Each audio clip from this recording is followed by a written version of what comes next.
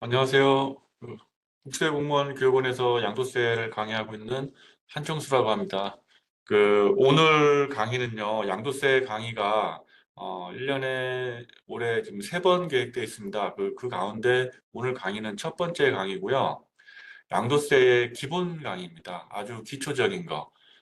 기본적으로 양도세의 개념, 그다음에 양도세 계산 구조가 어떻게 되어 있는지, 그리고 신고는 이제 언제까지 이렇게 해야 되는지 아주 기초적인 내용을 처음부터 끝까지 한번 뼈대 중심으로 간략하게 2시간 동안 설명을 드리겠습니다.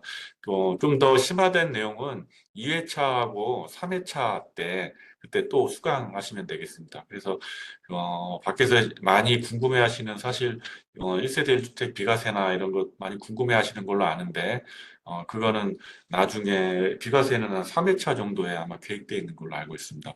오늘은 양도세를 이제 전혀 모르시는 분들 그리고 아는데 이제 정확하게 이제 어디 저 학습을 해보지 못하신 분들 이제 기초적인 것들을 좀 학습해보고자 하시는 분들한테 맞춰서 이제 강의를 하려고 합니다. 강의를 이제 시작하겠습니다. 네.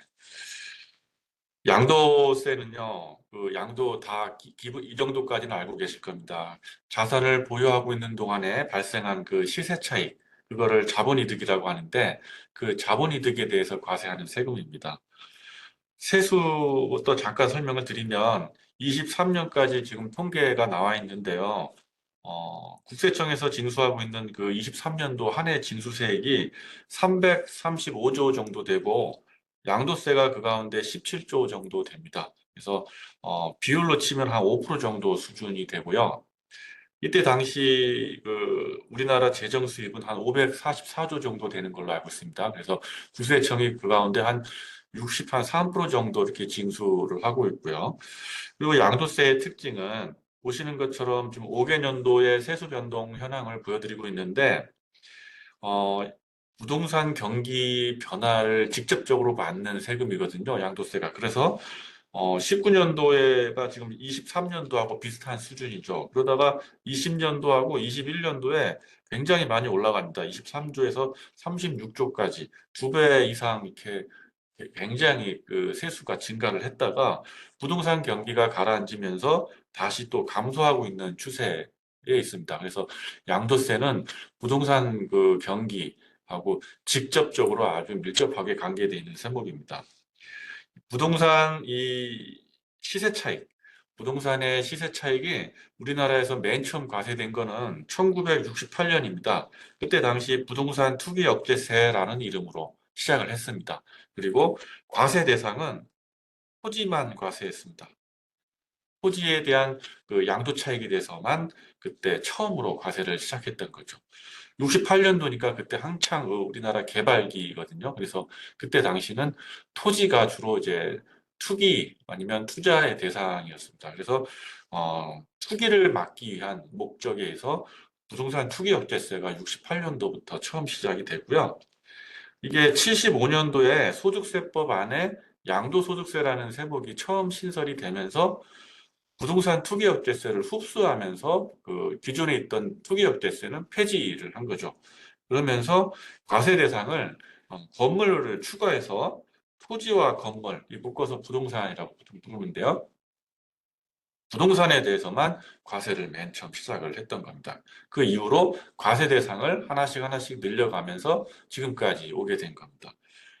그 과세 대상 자산에 대해서는 뒤에 가서 또 자세히 또 설명을 드리겠습니다. 처음 제도가 시행될 때는 정부 부과 방식이었습니다. 정부가 세액을 계산해서 고지하는 방식이었는데 2000년부터 신고납부 제도, 납세자가 부동산을 팔면 직접 본인이 세액을 계산해서 신고를 하고 납부를 하는 제도로 바뀌었습니다. 아직까지 정부 부과 방식을 유지하고 있는 세목들이 있는데요. 대표적인 게 상속세, 증여세, 그다음에 종합부동산세를 들 수 있습니다. 상속세하고 증여세는 물론 신고는 합니다. 신고는 하는데 그게 어떤 세액을 결정하는 효과가 있는 건 아니고요. 납세 협력금으로서 신고를 하면 세무서에서 그 신고서를 검토를 하고 최종적인 세액을 결정하는 형태로 운영하고 있습니다. 양도소득은 그 사업성이 없는 비사업자한테 그 양도하는 그 과세하는 세목입니다. 어, 자산이 이전됐을 때, 유상으로 이전됐을 때, 사업성이 없는 그 양도에 대해서 부과하는 세금인데요. 자산이 갑에서 예를 들어 물로 이렇게 이전이 됐을 때 어떠한 과세 문제가 있는지를 표를 통해서 개략적으로 한번 살펴보겠습니다. 먼저 이 자산 이전이 무상 이전이다.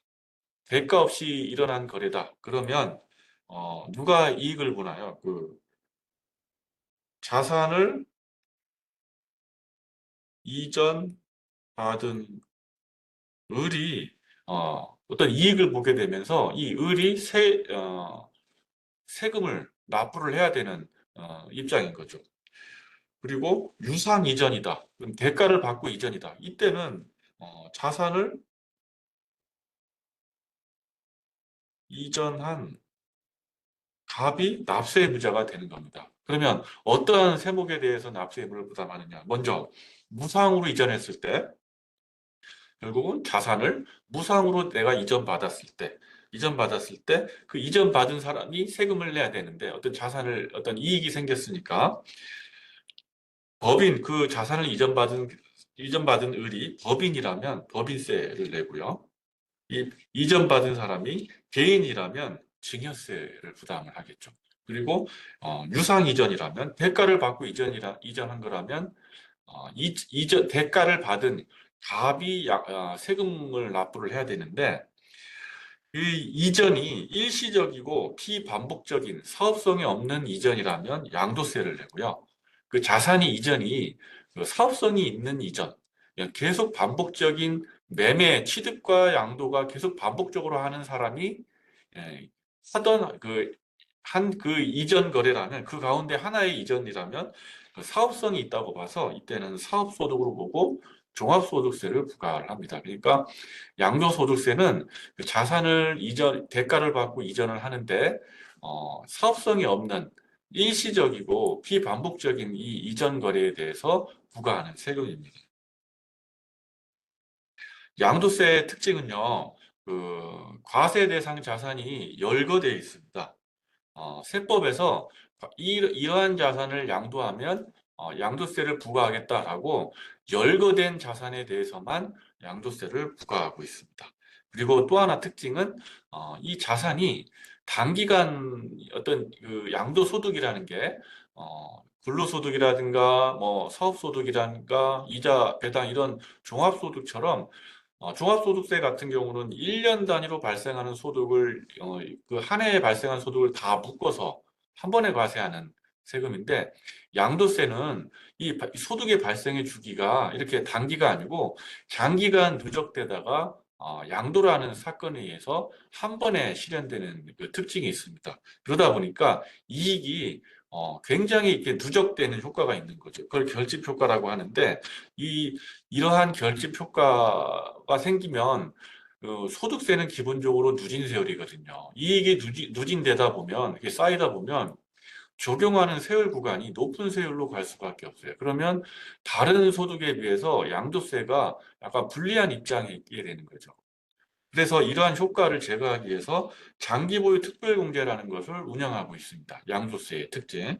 그리고 같은 이유로 소득이 장기간 누적되다 한 번에 실현되는 이러한 특징에 의해서 단기간 발생하는 종합소득하고 별도로 떼어내서 별도로 과세하고 있습니다. 이런 거를 분류과세라고 합니다. 퇴직소득도 같은 성격을 갖고 있는 거죠. 장기간 이익이 누적되다가 퇴직이라는 사건에 의해서 한 번에 이익이 실현되다 보니까 퇴직소득도 종합소득하고 양도소득하고 떼어내서 별도로 지금 과세하고 있는 겁니다. 그리고 양도세의 특징은 생활세금이라는 겁니다. 그래서 우리 주변의 사업자가 아닌 일반인들이 누구나 이렇게 접할 수 있는 세금이라는 겁니다. 그래서 어, 각종 비과세나 감면 혜택들을 많이 이렇게 규정을 하고 있습니다. 대표적인 게 1세대 1주택 비과세죠. 그리고 농지를 갖고 있는 분들한테 적용하고 있는 자격농지에 대한 감면 규정. 8년 이상 농사를 지으면 감면해주는 그런 규정. 그 다음에 또 하나 특징은 아까 뭐 초반에 그 부동산 경기에 따라 세수가 변동된다 그랬잖아요. 그 말은 투기 거래에 많이 이용된다는 겁니다. 이 과세 대상 자산들이.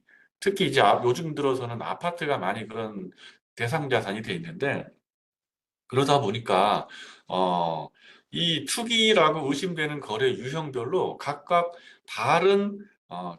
다른 세율을 하나하나 만들다 보니까 세율 체계가 다른 세목에 비해서 굉장히 복잡한 특징을 갖고 있습니다. 종합소득세는 기본적으로 그 누진세를 그 하나를 갖고 쓰고요.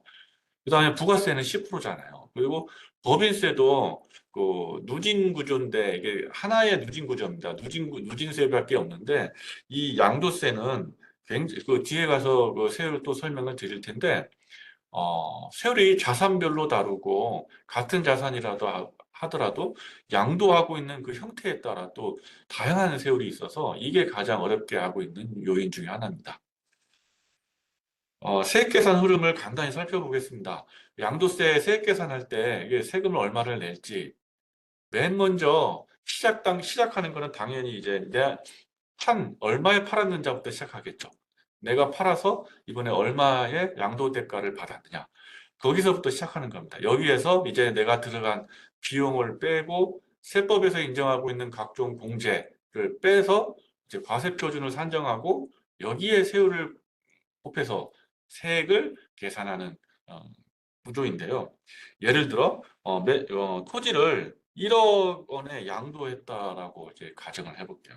그러면 일단 양도대가 세액 계산할 때 1억부터 시작하는 겁니다. 1억부터 시작하면 이거를 이제 경비를 빼야겠죠. 경비라는 거는 취득할 때 들어간 비용이 있고요. 그리고 내가 보유하면서 들어간 비용이 있고, 그리고 양도하면서 들어간 비용. 이 세 단계로 나눠서 볼 수 있는데, 취득할 때 들어간 비용이 요 취득가액입니다. 그리고 보유하면서 들어간 비용을 자본적 지출액 등이라고 하고요.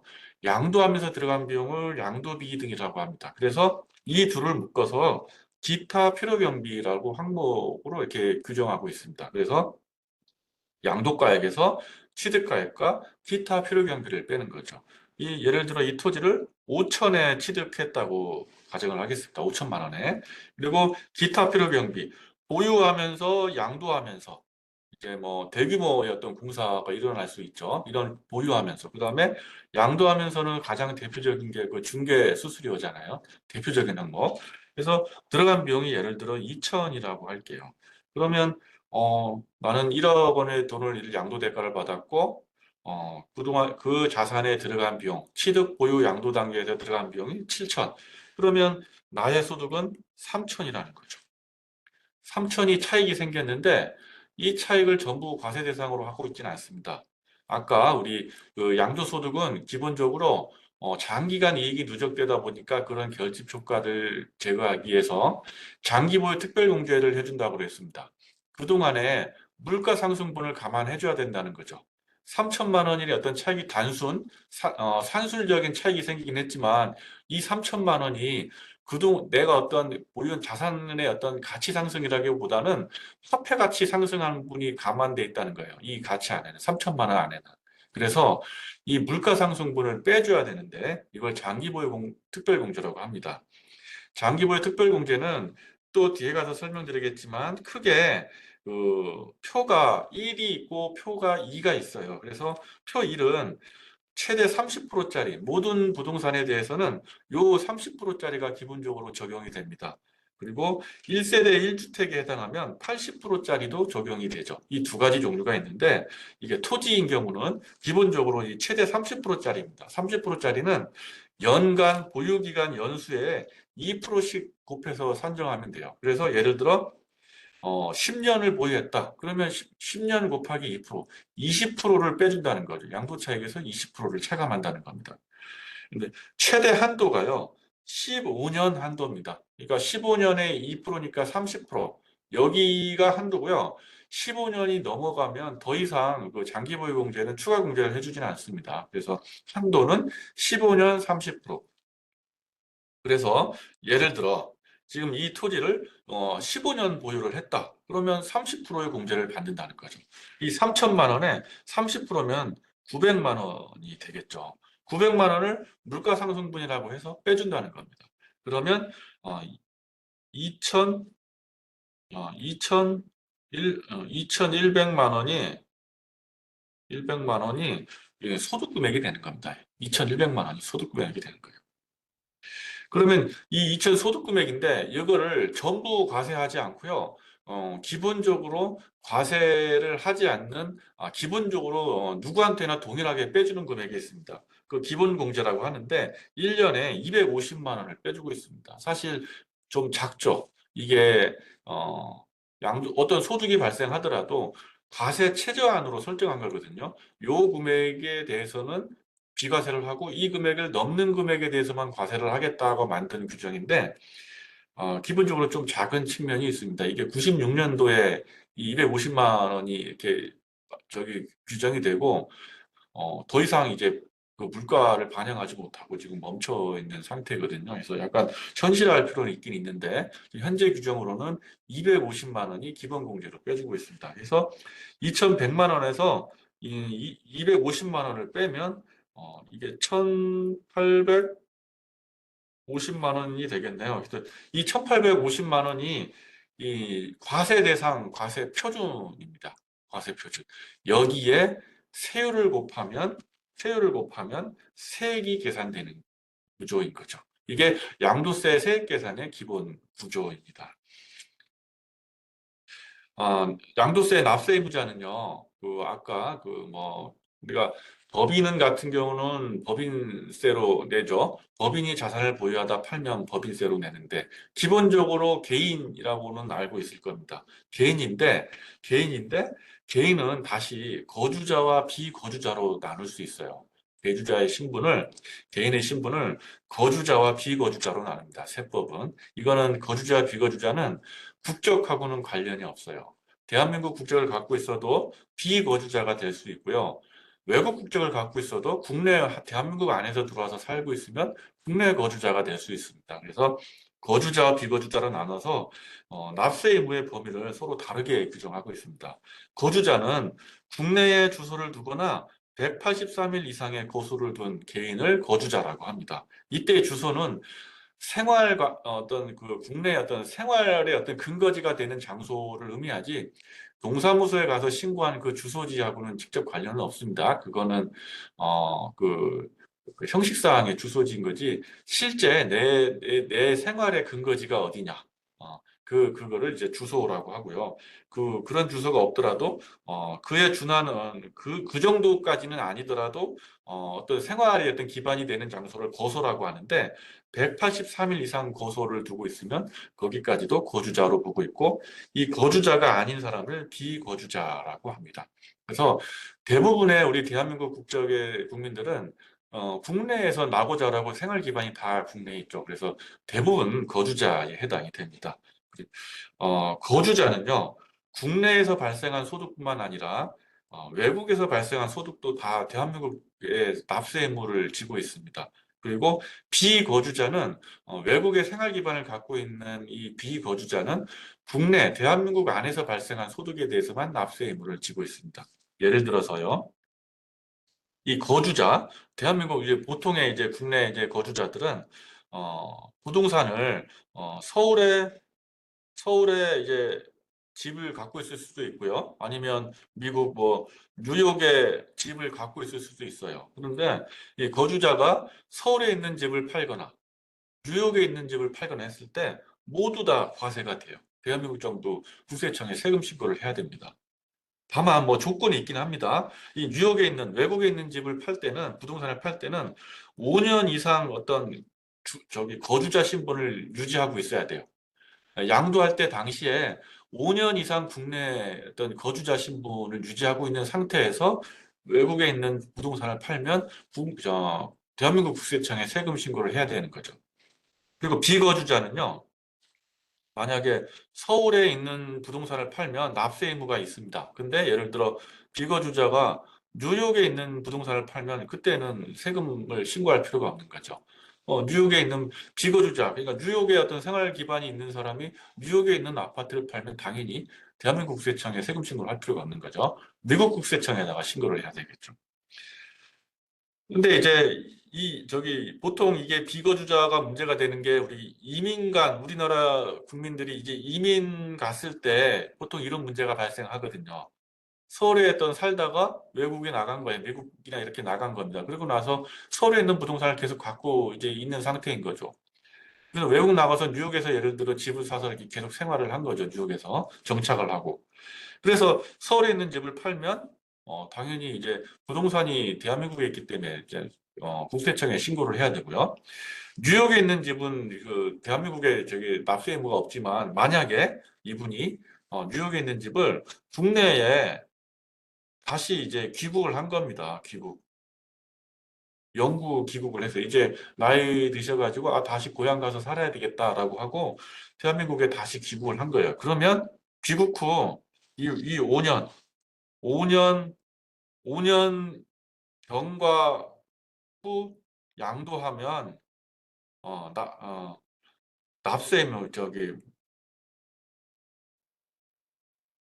대한민국에 납세 의무가 생긴다는 거죠. 그러니까 영국 귀국하고 나서 5년 이내에 팔면 어, 대한민국 국세청에 세금 신고 의무가 없고 5년이 지나고 나서 팔면 국세청에다가 세금 신고를 해야 된다는 거죠. 그럼 어디에다가 세금 신고를 하느냐 한 게 이제 납세지인데요. 어느 세무서에 가서 신고를 하느냐. 거주자는요, 주소지입니다. 소득세는 기본적으로 주소지에서 신고를 하는 겁니다. 그러니까 소득세니까 양도소득세뿐만 아니라 종합소득세도 마찬가지고요. 어, 종합소득세도 전국에서 발생한 소득을, 1년에 발생한 소득을 다 묶어서 한 군데에 신고하잖아요. 그게 주소지거든요. 양도세도 마찬가지예요. 전국에 있는 부동산을 다 팔았을 때 그 한 해에 판 것들은 모아가지고 주소지 세무서에서 이제 다 정산을 하게 돼 있습니다. 비거주자는 국내에 주소지가 없잖아요. 그래서 그 물건지가 있는 그 세무서에 신고를 하시면 됩니다. 국세 부가 제척 기간이라고 있어요. 부가 제척 기간. 어, 양도가 일어났어요. 근데 세무서에서 죽을 때까지 이거를 관리하는 게 아닙니다. 그 양도한 사람이 평생을 관리하는 게 아니에요. 어, 세금을 그 세무서에서 양도가 일어난 사실을 알았더라도 세금을 부과할 수 있는 기한이 딱 정해져 있어요. 그 형사 사건에 있는 공소시효제도하고 비슷한 겁니다. 법적 안전성을 보장하기 위해서 일정 기간이 지나면 나중에 세무서에서 뒤늦게 양도 사실을 확인하더라도 더 이상 세금을 부과할 수 없는 이 보장된 기간이 있는데 이거를 부가제척기간이라고 합니다. 부가제척기간. 일반적으로 양도세는요, 과소신고하면 5년간 세무서에서 언제든지 다시 부족하게 징수됐던 거를 언제든지 부과 징수할 수 있습니다. 5년간. 그러니까 세금 신고를 했는데 세무서에서 연락이 없다고 해서 완전히 끝난 게 아니에요. 나중에 5년 이내까지는 언제든지 나중에 세무서에서 그 세금이 덜 징수된 걸 확인이 되면 언제든지 부과 징수가 가능합니다. 그리고 신고 자체를 하지 않았다 이러면 그 기간이 7년으로 늘어납니다. 그리고 과소신고를 했던 그 과정에 사기 기타 부정한 행위가 있다. 이러면 이 기간이 10년으로 늘어나요. 10년간 계속 언제든지 10년 동안에 세무서에서 나중에 확인되면 언제든지 부과할 수 있다는 거죠. 대표적인 게 허위계약서 작성 이런 겁니다. 사기 기타 부정한 행위라는 게 대표적인 게 허위계약서 작성하는 겁니다. 이러면 10년 동안 어떻게 될지 모른다는 거죠. 그러니까 이 구조를 보시면요. 덜 신고하면 5년, 아예 신고하지 않으면 7년, 부정한 행위가 있었다면 10년. 그러니까 세무서에서 이 사실을 파악하기가 점점 어려운 상황일수록 제척 기간이 늘어나는 것을 알 수 있는 거죠. 그리고 이 양도 거래에는요, 특이한 거래가 하나 있어요. 부담부 증여라고 해서요. 증여 거래입니다. 증여. 예를 들어 아버지가 아들한테 증여를 하는 겁니다. 주택을 증여를 해요. 증여인데 조건이 있어요. 어, 이 담보된 채무를 아들한테 인계하는 겁니다. 그러니까 순수한 증여는 아닌 거죠. 예를 들어 10억에 있는 아파트를 증여하면서 여기에 은행 아버지가 이 집을 사면서 담보를 낀 게 5억 원이 있다고 쳐요. 5억. 그러면 아들 입장에서 그 5억의 채무를 인수하면서 집 10억짜리를 가져온 증여받은 거거든요. 그러면 아들 입장에서는 얼마만큼의 재산 가치 증가가 있는 겁니까? 10억 원의 자산을 받았지만 부채 5억 원을 떠안았기 때문에 순수하게 아들 입장에서 자산이 늘어난 거는 5억밖에 안 되는 거죠. 이러면 아들은 어, 이, 어, 이 예를 들어 주택이 10억이라고 쳐요. 10억. 채무가 이 가운데 5억이 있다고 칩니다. 그러면 아들은요, 이 순수하게 5억의 그 이익이 생기는 거죠. 이게 대해서 증여세를 부과를 합니다. 증여세. 아들은 증여세를 납부를 하는 거예요. 그 5억에 대해서. 그럼 나머지 5억은 아버지가 아들한테 양도한 겁니다. 부동산을 이전하면서 채무를 떠넘겼으니까 대가를 받은 거예요. 아들한테. 대가를 받은 거하고 똑같아요. 아들한테 5억 원을 받아서 그 5억 원으로 은행빚을 갚은 거하고 똑같아요. 아버지 입장에서는. 그러면 아버지는 5억에 대해서 어, 5억을 양도한 걸로 봐서 양도세 부담을 한다는 거죠. 양도세 부담. 그러니까 하나의 증여거래인데 아들은 증여세를 부담하고 아버지는 양도세를 부담하는 이 두 개의 세금이 동시에 발생하는 문제가 생기거든요. 이런 거를 부담부 증여라고 합니다. 그래서 제척 기간, 부과를 과세할 수 있는 기간이 증여세는요, 기본적으로 10년이고, 무신고나 기타 부정한 행위는 15년이에요. 증여세의 제척 기간. 왜냐? 증여세는 그 특수관계에 있는 사람들 사이에서 내밀하게 이루어지는 경우가 많거든요. 그래서 세무서에서 그 사실을 포착하기가 더 어려워요. 그러다 보니까 제척 기간을 양도보다 더 길게 규정을 하고 있습니다. 그래서 증여제척 기간은 기본적으로 10년, 무신고 이런 거는 15년인데 이 부담부 중에 있는 이 양도는 증여세의 제척 기간을 따르도록 하고 있습니다. 하나의 거래에 대해서 어, 증여세 긴 기간을 따르도록 하고 있는 거죠. 그렇지 않고 양도세의 제척 기간을 따르다 보면 나중에 가서 증여세는 추징할 수 있는데 양도세는 부과할 수 없는 상황이 생길 수도 있거든요. 이러한 문제를 해결하기 위해서 이때 부담부 중에 딸려 있는 양도세의 제척 기간은 증여세의 제척 기간을 적용하도록 이렇게 하고 있습니다. 그러면 양도란 무엇일까요? 어떤 거를 양도라고 하는지. 이렇게 보시면 양도로 보는 유형들이 있고, 양도로 보지 않는 유형들이 이렇게 열거되어 있습니다. 세법에 이게 다 하나하나 열거되어 있는 게 아니고요. 실제 실무에서 나타나는 어떤 거래 형태들을 가지고 어떤 것은 양도로 봐서 과세를 하고 있고, 어떤 것들은 양도가 아니라고 봐서 과세하지 않는 유형들을 이렇게 분류를 이렇게 해본 겁니다. 근데 이거를 외워서 적용할 필요는 없고요. 내용 개념을 이해하시면 됩니다. 양도라는 건요, 세법에서 정의를 어떻게 내렸냐 하면, 등기 등록과 관계가 없이요, 매도 교환 법인에 대한 현물 출자 등, 그러니까 자산을 이전하는 방법하고도 관계가 없어요. 등기 등록 어떤 형식상 이전을 했느냐 안 했느냐도 안 따집니다. 그리고 이전하는 방법이 어떤 방법이냐도 따지지 않습니다. 어찌 됐든 간에 유상으로 사실상 이전하면은 양도로 본다는 겁니다. 자산이 갑에서 을로 이전이 됐고 그 이전하면서 대가 관계가 있는 게 확인이 되면 양도로 본다는 거죠. 사례를 하나씩 한번 봐볼게요. 매매는 가장 전형적인 양도죠. 대가를 받고 자산을 이전하는 대표적인 양도의 유형 중에 하나입니다. 그 다음에 교환도 마찬가지입니다.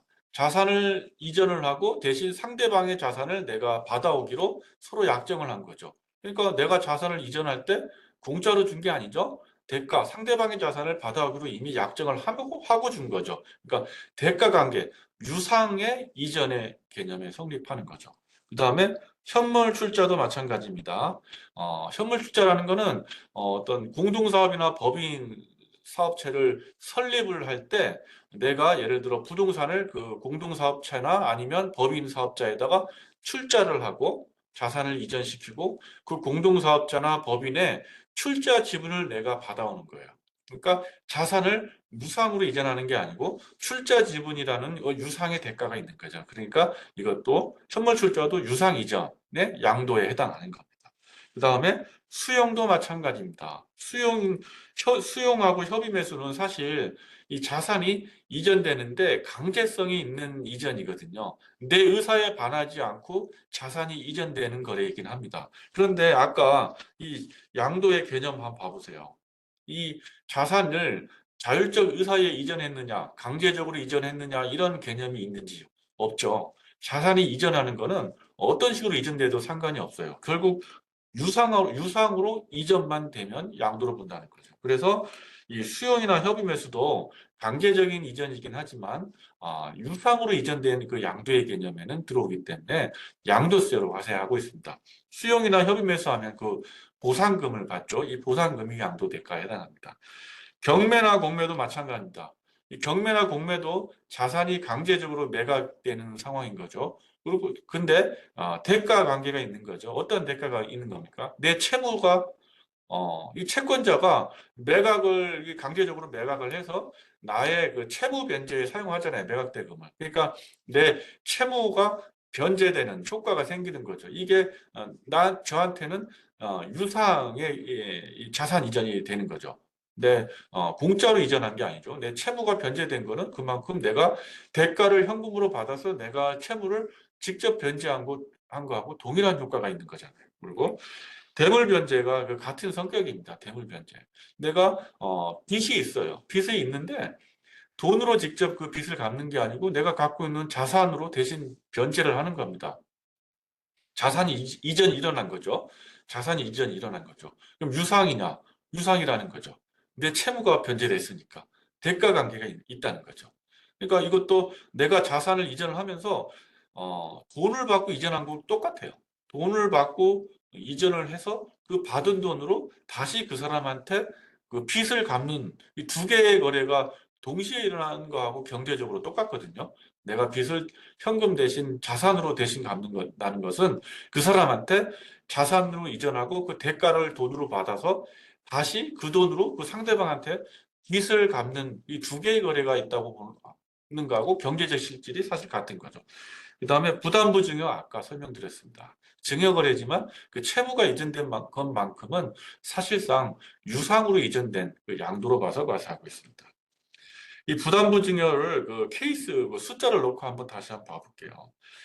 상가를 5억 원에 취득했어요. 5억 원에 취득했는데 10억 원일 때 증여를 합니다. 내가 5억 원에 샀고 이게 10억 원이 됐어요. 이거를 아버지가 아들한테 10억짜리 상가를 증여를 합니다. 근데 그 10억짜리 그 상가에는 은행 채무 근저당이 3억이 잡혀 있었던 겁니다. 이거를 아들이 인수하기로 서로 한 거죠. 공짜로 준 게 아닙니다. 이 3억만큼은 양도가 일어난 겁니다. 유상으로 이전한 거예요. 그래서 이거는 수중자 양도세를 그 증여자인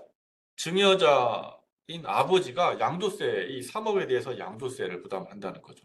그 수중자인 아들은 그 차액 순수한 증여인 7억에 대해서만 증여세를 부과를 하는 거죠. 그러면 아버지는 3억에 대해서 양도세를 부과하는데 양도가액은 3억 원이 될 테고요. 그럼 취득가액은 얼마로 할 거냐? 예전에 5억짜리 취득했는데 이 5억을 전부 다 취득가로 할 거냐? 5억을 취득가로 하면 양도가는 3억, 5억은 취득가는 5억. 그러면 손실이네요. 이렇게 계산할 거냐? 그렇지 않습니다. 증여가액이 10억 중에 자산가액이 10억 중에 3억만큼 양도로 받잖아요. 10분의 3을 양도로 받잖아요. 그러면 양도세 계산할 때 취득가액도 10분의 3만 10분의 3만 필요경비를 인정해요. 그러면 5억 중에 30%, 1억 5천이 취득가가 되는 겁니다. 양도가는 3억 원, 취득가는 1억 5천. 그래서 차익이 1억 5천이 발생했다고 봐서 그에 맞는 양도세를 시고 납부하면 되는 거죠. 양도로 보지 않는 경우도요, 똑같아요. 유상 이전이 아닌 것들입니다. 유상 이전이 아니면 양도로 보지 않는 거죠. 하나 성격이 좀 특이한 게 있습니다. 이 환지 처분은 약간 성격이 좀 다릅니다. 나머지는 유상 이전, 아까 양도의 개념에 성립하지 않는 겁니다. 이 사례를 보면서 설명드릴게요. 먼저 이 특이한 거래인데요. 환지 처분. 그림 보시면 왼쪽에 토지가 또 불균형하게 이렇게 되어 있는 게 있죠. 요거 이렇게 갖고 있으면 토지를 이용하는데 불편하잖아요. 그래서 정비하기로 하는 겁니다. 토지 정비 사업이 일어나는 건데 오른쪽 보시는 이 그림처럼 반듯하게 토지를 정비를 해서 하는 거죠. 근데 이거를 지자체나 정부가 보통 이렇게 주도를 해서 사업을 진행을 합니다. 국토를 효율적으로 관리하기 위해서. 그래서 기존에 있는 땅을요, 이렇게 있는 땅이 있으면 이 땅을 그 시행자가 사업 시행자, 정부가 될 수도 있고 지자체가 될 수도 있고 그 정부나 지자체에서 위임을 받은 어떤 민간업자일 수도 있습니다. 받아서 다 강제적으로 이전을 받습니다. 이전을 받고 나서 공사를 하는 겁니다. 공사를 하는데 이 땅을 어떻게 쓰냐? 일부는 일부는요 공공용지로 씁니다. 공공용지. 뒤에 가면 용어가 뒷페이지에 다시 또 나오는데 공공용지라 글씨가 좀 이렇게 안 이뻐서 죄송합니다. 공공용지 그러니까 도로로도 쓰이고 뭐 병원도 짓고 약간 공공을 위해서 쓰는 땅으로 일부를 떼놓습니다. 그리고 나서 그리고 일부는요 채비지 채비지라고 해서 비용에 충당한다라는 뜻이거든요. 비용에 충당한다. 어떤 비용이냐면 공사를 해야 되잖아요. 공사를 하는데 기본적으로 이 땅 소유주들한테 돈을 받지 않아요. 원칙적으로는. 다 받아가지고 이 땅을 매각해서 그 매각대금으로 공사를 합니다. 이걸 채비지라고 하는데 일부 땅을 이렇게 공공용지로 쓰고 일부는 채비지로 쓴다는 거죠. 그리고 나서 남는 땅은 이 남는 땅을 환지라고 이 남는 땅을 돌려주는 겁니다. 기존 소유주들한테 이 땅을 돌려주는 거예요. 이걸 이 돌려주는 땅을 환지라고 합니다. 이 자산이 그러니까 기존 땅이 사업자한테 갔다가 일부는 공공용지나 채비지로 쓰이고 이걸 묶어서 보류지라고 하거든요. 이 둘을 묶어서 보류지. 환지하지 않고 보류한 땅이라 그래서 보류지라고 합니다. 그래서 보류지로 충당되기도 하고 일부는 환지로 다시 돌려받는 이런 구조인 거죠. 그러면 이거는 자산이요. 강제적으로 변형된 거래로 봅니다. 자산이 종전 자산이 새로운 자산으로 변형된 걸로 봐요. 근데 이게 강제적으로 변형이 된 거죠. 그래서 이거는 교환 거래로 보지를 않아요. 그래서 양도로 보지 않고 나중에 새로 받은 땅을 팔 때 그때 한 번에 과세를 합니다. 그러니까 양도로 보지 않는데 영구적으로 과세를 하지 않는 게 아니고요.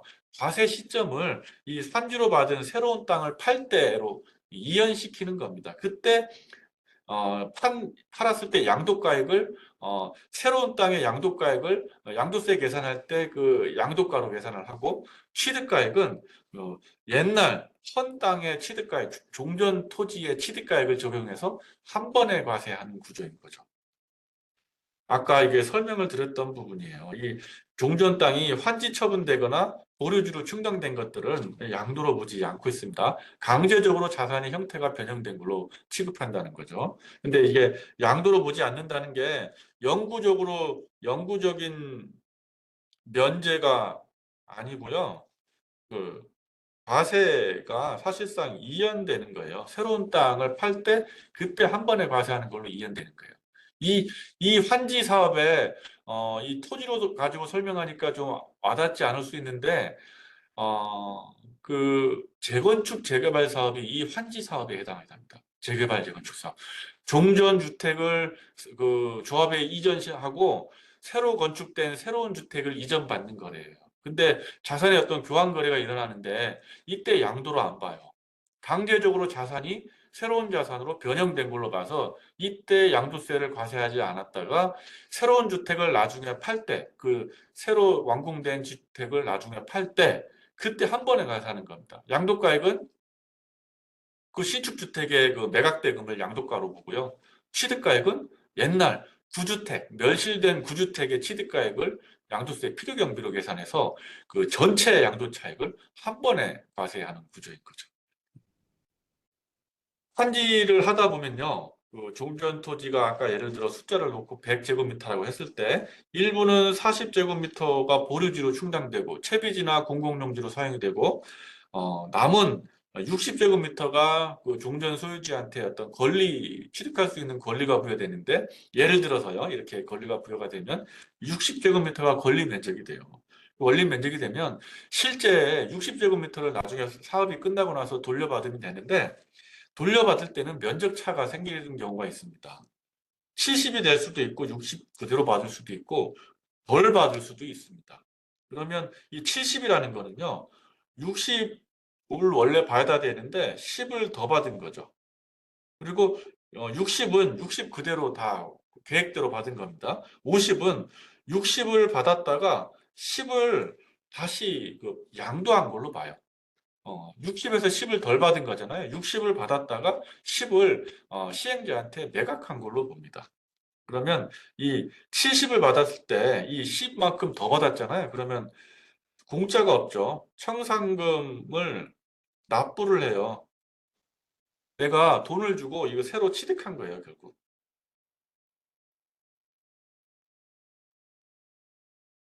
60은 기존 100제곱미터가 이 변형된 걸로 본 거고요. 변형된 거고 추가 10은 내가 청산금을 납부하고 새로 취득한 걸로 보는 거고요. 그다음에 이 덜 받았을 때는 이거를 청산 대신에 청산금을 수령하는데 이거는 양도로 보고 있습니다. 이 청산금 받은 부분에 대해서 양도세에 신고를 해야 돼요. 양도로 보지 않는 거 이제 양도 담보 형식은 양도 형태로 소유권 이전이 되지만 그 실질 내용은 담보로 맡긴 거예요. 그래서 이 담보권자가 그 자산을 소유권을 명의를 가져오지만 처분은 할 수 없어요. 그래서 실질은 담보이기 때문에 양도로 보지 않는 거고요.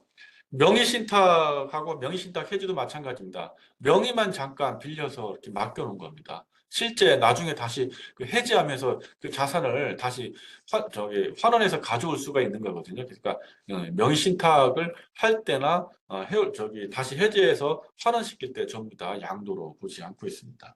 신탁법에 의한 신탁이 아닌 명의신탁들은 다 어떤 과징금, 부동산은 과징금 부과 대상이고 주식 같은 경우는 증여세 부과 대상이니까 이런 거는 이렇게 함부로 이렇게 하면 안 되겠죠.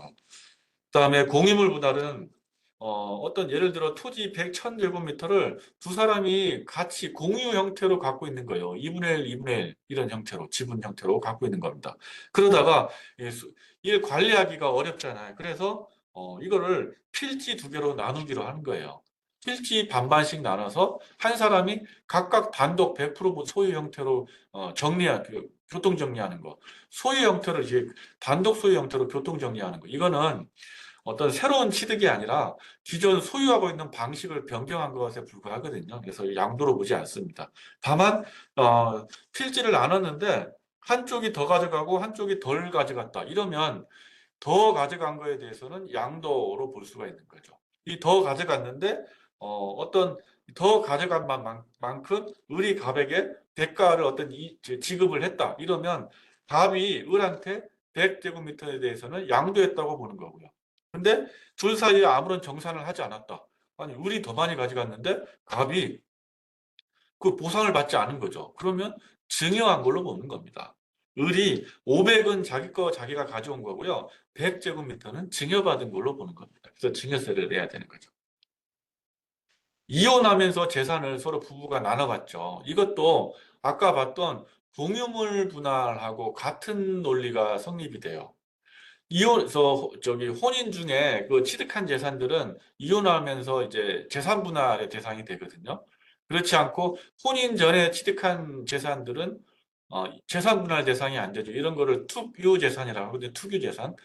요즘 뭐 사회적으로 이제 논란이 나는 그 대기업 그 총수일가 이혼 그거 많이 논란이 되잖아요. 모 기업의 그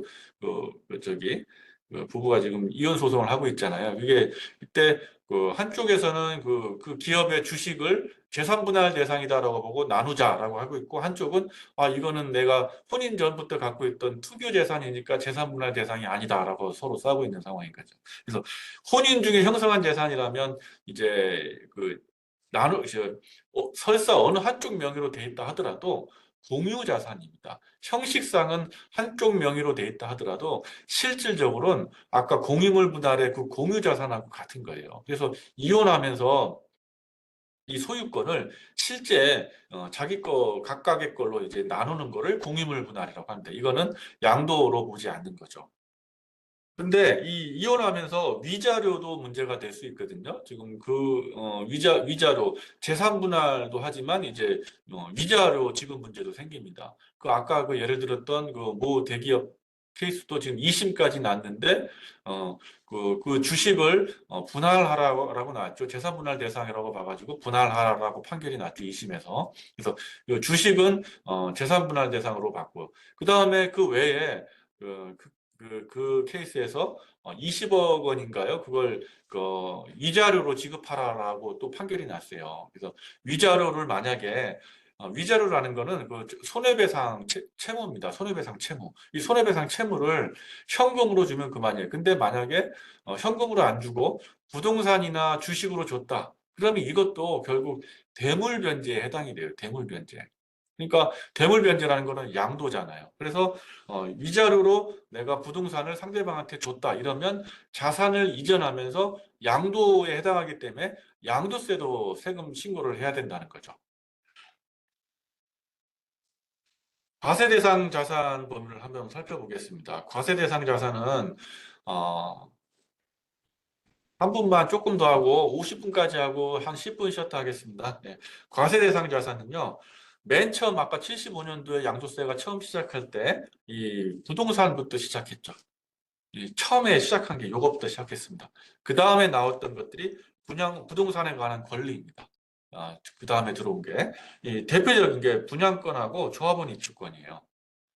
지금 현재 실무에서도 부동산에 관한 권리들이 뭐 여러 개 이렇게 있는데, 신고서를 받아보면요. 100건 중에 한 99건 이상이 이 분양권하고 조합원 입주권이에요. 부동산에 관한 권리는 분양권하고 조합원 입주권이 가장 대표적인 자산으로 보시면 됩니다.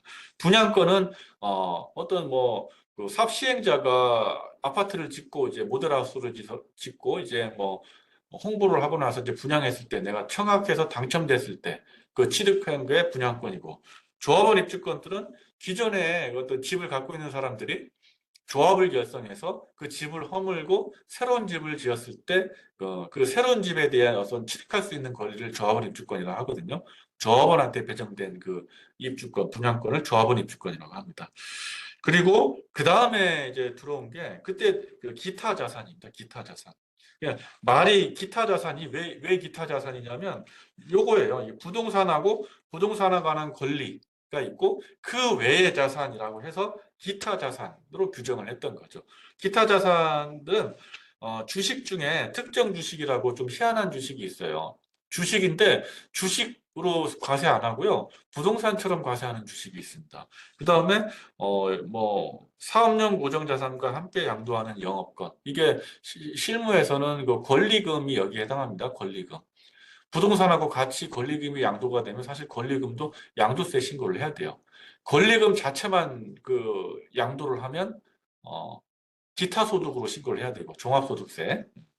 그리고 특정 시설물 이용권이라고 해서 뭐 골프 이용권, 뭐 콘도미니엄 이용권, 뭐 이런 거, 회원권 이용권 이것도 양도를 하면 양도세 과세 대상에 해당이 됩니다. 그다음에 부동산 가다보유 법인 주식 등 뭐 이런 것들이 있습니다. 그래서 어, 기타 자산은 서로 성격이 좀 서로 안 어울리는 것들이 이것저것 많이 이렇게 모여 있죠. 그래서 기타 자산입니다. 그리고 그 다음에 과세 대상으로 들어온 게 주식입니다. 주식은 처음에 좀 과세가 좀 늦게 시작됐어요. 주식은 이 자본거래 시장을 좀 보호한다는 취지에서 과세 대상으로 삼지 않다가 이 주식이 좀 조세 피해 이용되는 수단들이 많이 생기고 뭐 이런 그다음에 또 어떤 조세 형평의 어떤 문제 이런 문제를 감안해서 90년대에 들어와서 과세가 이제 시작됐습니다. 비상장 주식은 이제 91년도에 과세가 시작됐고, 이 상장 주식은 이제 99년도에 와서 과세가 시작됐어요.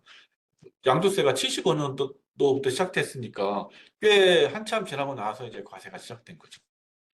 그리고 이제 과세 대상으로 들어온 게 파생 상품이 2015년도에 과세 대상으로 이제 들어왔고, 신탁 수익권이 2021년도일 겁니다. 이때 과세 대상, 비교적 최근에 과세 대상이 이렇게 들어와 있습니다.